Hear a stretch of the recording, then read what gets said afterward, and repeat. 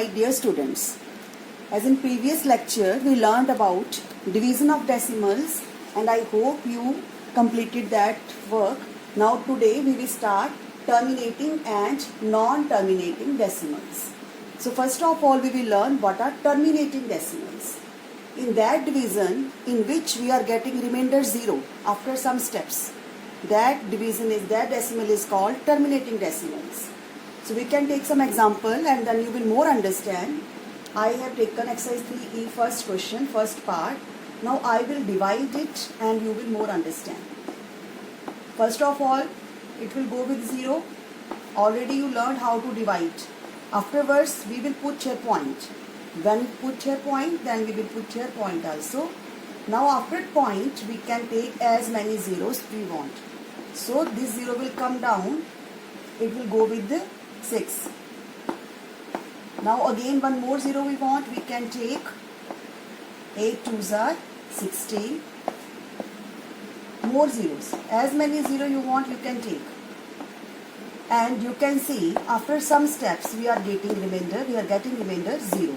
That means this is the terminating decimals. So our first question, identify which are terminating decimal and which are not. So in first part you can see this division forms a terminating decimal because we are getting remainder 0. So you can say that this is terminating decimals. Now we will learn about non-terminating decimals. So in that division, where there is no end of the division, we are not getting remainder 0 any time. So we can take second part of exercise 3E. You will see, first of all, it will go with the 0. Now here point and here also point, you can take 0. So with which number it will go now? 8.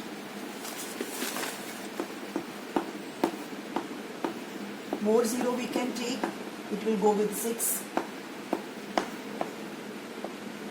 Now more 0 we can take, again it will go with 6.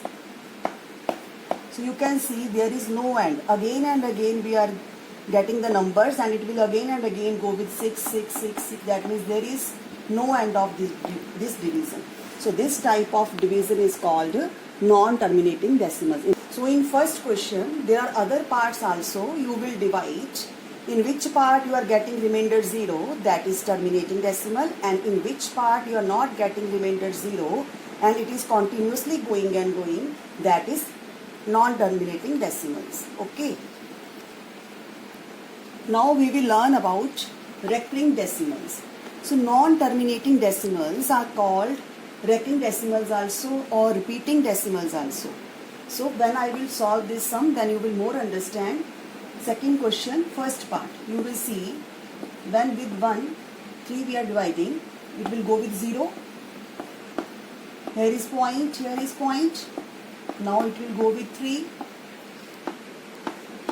Again, it will go with 3. Again it will go with 3. There is no end and you can see we are getting 0.333 and so on. So it is called recurring decimal.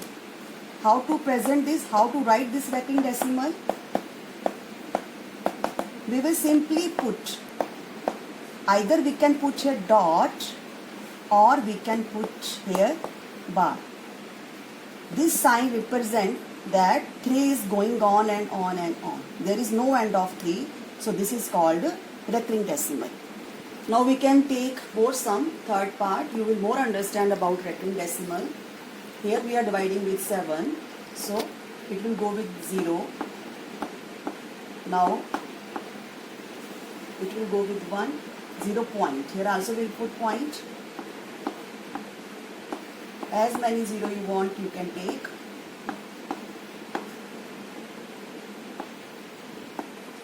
So it will go very long. Don't worry.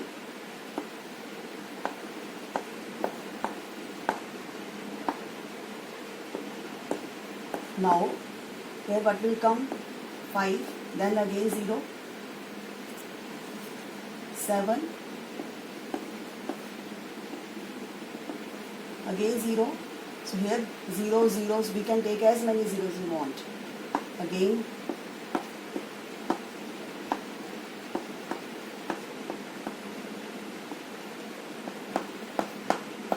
H. You can see again we are getting the same number.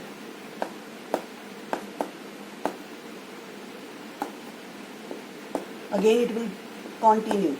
Afterwards 1, 4, 2, 8, 5, 7, 1, 4, 2. It will continue. It will never end. You can see after 1 again it will start it. So we can stop here and it will go on and on. So its answer is 1/7 is equal to 0.142857 upper side bar. Means this group of digits are repeating again and again. That's why this much bar we have to put, or we can write. This is the second method. Here you can put the point and here also 2 dots you can put the upper side, first digit and last digit. Either this way or this way you can represent the recurring decimal. Okay, this is the answer. Now our last topic, express the following recurring decimals as fractions. So this recurring decimal, with dot means this is recurring decimal and we have to present in fraction. So what is the way? You can see examples also to understand more. So now how to start? First of all we suppose that x is equal to 0.3 dot. So when we will open, what will come? 0.333. There is no end.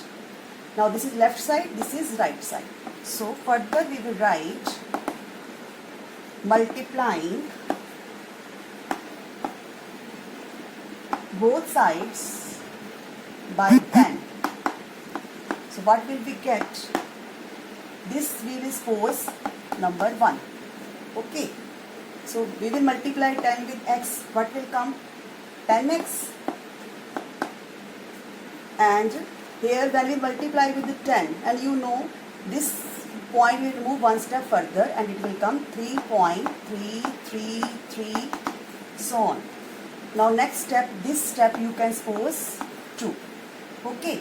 Now subtract. You have to write these things in the paper. Okay. Subtracting 1 from 2. What will we get? We have to subtract 1 from 2. That means 10x minus x.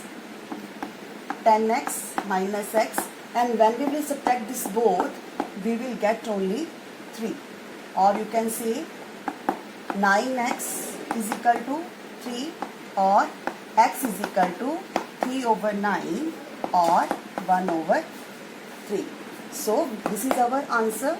So we can write hence 0.3 bar is equal to 1/3. We have represent this as a fraction.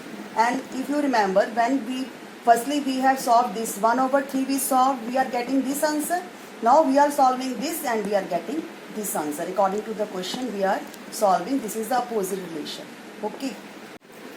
Now fourth part, 0.17 bar. So first of all we will suppose x is equal to 0.17 bar. What does this mean? 0.171717, it is continuously going on.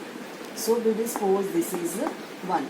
Now multiply both sides by 100. Here we will multiply both sides by 100 because there are 2 digits. If here is 1 digit, we will multiply by 10. So what will come? 100x. When we will multiply by 100, this point will shift 2 steps further and it will come 17.1717, like this way. Now we can suppose this is 2. Now subtract 1 from 2. What will we get? Means this we are subtracting from 2. Okay. 100x minus x. It is 99x. And when we subtract this both, what will come? 17 only. This means x is equal to 17/99. So our answer is 0.17 is our answer. So like this way, you will complete exercise 3E yourself, and you can revise examples also. Thank you. Have a nice day.